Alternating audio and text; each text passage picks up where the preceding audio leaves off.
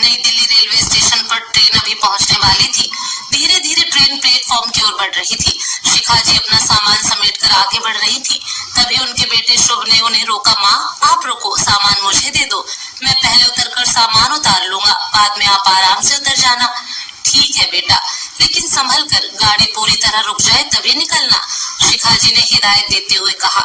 गाड़ी स्टेशन पर पहुंचती उससे पहले ही 3-4 कुली जबरदस्ती डिब्बे में चढ़ गए और शुभ और दूसरी सवारियों से पूछने लगे, साहब आपका सामान उठा लूं? शुभ ने पूछा, कितना लोगे? तो कुली 300 रुपए मांगने लगे। यह सुनकर शुभ बोला, नहीं नहीं, यह तो बहुत ज्यादा है, हमें नहीं जाना, रख दो सामान। बात करते करते प्लेटफॉर्म आ गया। शुभ और शिखा जी नीचे उतर गए। वह कुली अब भी उनका सामान उठाने की कोशिश कर रहा था। शुभ उससे पैसे कम करने के लिए कह रहा था। इसी बीच शिखा जी की नजर दूर खड़े एक बूढ़े कुली की ओर गई। वह आती जाती सवारियों को एक आस से देख रहा था। शिखा जी ने उसे इशारे से बुलाया, लेकिन वह नहीं आया, तो शिखा जी खुद उसके पास पहुंच गई। अरे मैं तुम्हें सामान उठाने के लिए बुला रही थी, तुम आए नहीं, चलना नहीं है क्या?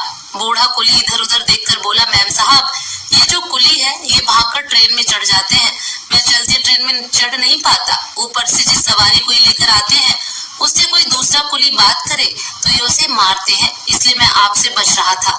शिखा जी को उस बूढ़े कुली पर दया आ गई। उन्होंने शुभ के पास जाकर कहा, शुभ, हमें कुली नहीं चाहिए, इतने पैसे देने से अच्छा है अपना सामान खुद ले चले। यह सुनकर दोनों कुली गुस्सा होते हुए दूसरे पैसेंजर से बात करने चले गए। कुछ देर में सामान उठाकर बाहर की ओर चल दिए। तभी शिखा जी उस बूढ़े कुली के पास गई और बोली, वो दोनों चले गए हैं, आप बताइए इतने सामान का कितना पैसा लेंगे? बूढ़े कुली की आंखों में आंसू छलक आए। वह बोला, मैम साहब, जो चाहे दे दीजिएगा, मुझे बूढ़ा समझकर कोई सामान नहीं उठाने देता। तभी शुभ आ गया। माँ, ये सामान उठा भी पाएगा, आप भी बेकार के चक्करों में पड़ गई, अच्छा भला 200 में तय हो रखा था। शिखा जी ने कहा, कुछ सामान ये उठा लेंगे, कुछ हम उठा लेंगे। शुभ ने सामान उठाने में मदद की। बूढ़ा कुली 2 सूटकेस लेकर धीरे धीरे आगे बढ़ने लगा। शुभ पीछे। माँ से बोला, माँ, ये तो बहुत देर में पहुंचेगा, वो दोनों अच्छे से सामान पहुंचा देते। यह सुनकर शिखा जी बोली, बेटा, कभी कभी किसी की मदद के लिए कुछ कष्ट उठाना पड़े तो उठा लेना चाहिए। ये बता रहे थे, इन्हें यही सोचकर कोई काम नहीं देता, पता नहीं क्या मजबूरी होगी जो इस उम्र में इतना भारी काम कर रहे हैं। धीरे धीरे वे बाहर टैक्सी स्टैंड तक पहुंच गए। शुभ ने पूछा, बाबा कितने पैसे हुए? यह सुनकर बूढ़ा कुली बोला, साहब, जो ठीक समझो दे दो। यह सुनकर शुभ ने शिखा जी की ओर देखा। शिखा जी ने सारे में 300 रुपए देने को कहा। शुभ ने बेमन से 300 रुपए दे दिए। रुपए देखकर बूढ़ा कुली बोला, साहब, ये तो बहुत ज्यादा है, आपने भी तो सामान उठाया है, कम दे दीजिए। शिखा जी ने बूढ़े कुली से पूछा, बाबा, आज कितने पैसे कमाए आपने? तब बूढ़ा कुली बोला, मैम साहब, बस एक ही सवारी मिली थी, 100 रुपए कमाए हैं। शिखा जी ने कहा, आप ये पैसे रख लो और घर जाकर आराम करो, रात होने को है।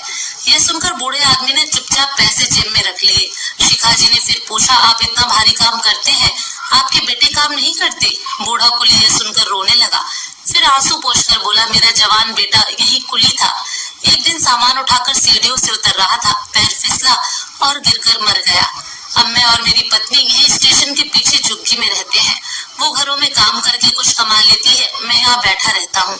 कभी कभी आप जैसे लोग तरस खाकर कुछ काम दे देते हैं, नहीं तो खाली बैठकर घर चला जाता हूँ।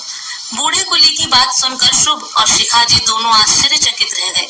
वह बूढ़ा कुली अपने आंसू पोंछते हुए हाथ जोड़कर धन्यवाद कर धीरे धीरे स्टेशन के पीछे बनी झुग्गियों की ओर चलने लगा।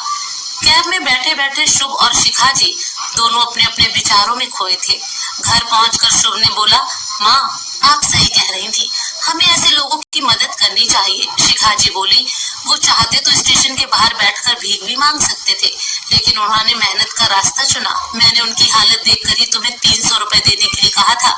तुम्हारे और हमारे लिए 500 रुपए का मतलब एक पिज्जा हो सकता है, लेकिन एक बेसहारा बूढ़ा माता पिता के लिए वो 500 रुपए 3 दिन का भोजन हो सकते हैं। मैं कहीं भी सामान खरीदती हूँ तो ये ध्यान देती हूँ कि ऐसे व्यक्ति से लूं जो मजबूर हो, और मैं मोल भाव भी नहीं करती। माँ की बातें सुन और उस बूढ़े आदमी की मजबूरी जानकर शुभ की आंखें भी नम हो गईं। उसने कहा, माँ, जब इनके हाथ पैर नहीं चलेंगे तब क्या होगा? शिखा जी ने समझाते हुए कहा, बेटा, वो तो पता नहीं, लेकिन ईश्वर सबका ध्यान रखता है। हम जरा से दुख में दुखी हो जाते हैं, इनके तो पूरे जीवन से सुख ही चला गया।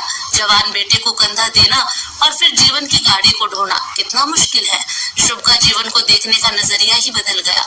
अब उसे पैसे उड़ाना फिजूल लगने लगा। वह दूसरों की मदद करता, सबसे प्यार से बात करता था। दोस्तों, आपको ये कहानी कैसी लगी कमेंट करके जरूर बताएं और ऐसी ही अच्छी अच्छी कहानियों के लिए चैनल को सब्सक्राइब करना ना भूलें। मिलते हैं